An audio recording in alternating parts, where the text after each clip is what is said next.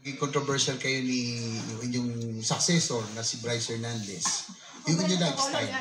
No? Kasi nga, how can a district engineer afford the kind of lifestyle? Nakita yun yung Marilo. No? Kayo nga, nakapatik Philip. Si Senator Bon ako, psychopathic lang eh. No? Si TW still na ngayon, promoted na. Si Bryce Hernandez, gano'n din po. At ang meron ako, Mr. Chair, may information tayo. Kaya gusto ko sana makausap si D.E. Bryce Hernandez. Pumapasok daw ito ng DPWH, naka-Ferrari pa. Sinitan nyo lang.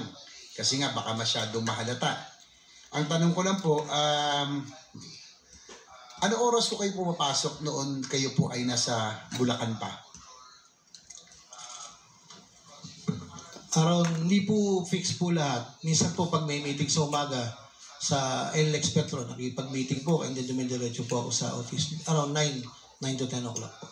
Ang aking informasyon, Mr. Chair, ay 10 a.m. Kadalasan doon kayo pumapasok.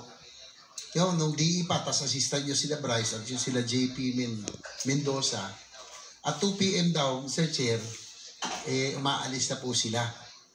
Ito po, confirm nyo kung totoo hindi.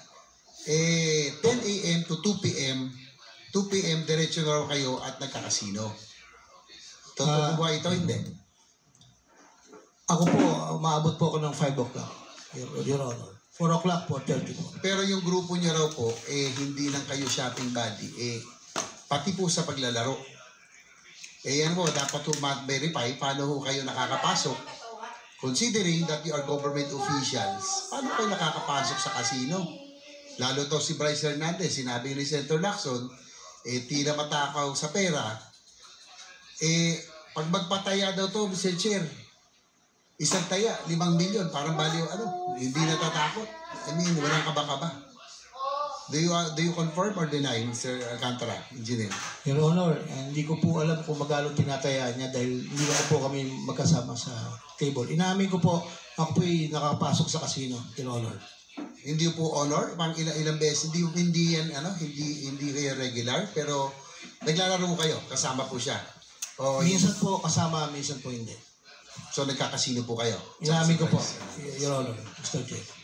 So sa inyong paglalaro, bukod doon, yung lifestyle, balita ko nga, sana pag dumating si Bryce Hernandez, Mr. Chair, pa-issue nyo na po siguro ng warrant of arrest, ay mga ilang beses ko kayo naglalaro sa isang sabihin sa isang buwan, yung grupo nyo po? Mga 2 hanggang 3 po, Mr. Chair. Ang balita ko rin naman po ay kayo naman hindi masyado, no? Yung hanggang 30,000, 50,000 lang, pero itong inyong sumunod sa inyo, medyo mas malaki-laki. So, Mr. Chair, pwede ko kaya natin pakuha ang CCTV footages ng kanilang di manoy field trip araw-araw sa casino.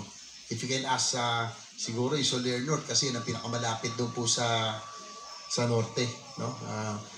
Meron pa ako mga tanong sana, Mr. Chair, pero I'll just ask siguro on my next round, Mr. Chair. Thank you, Senator.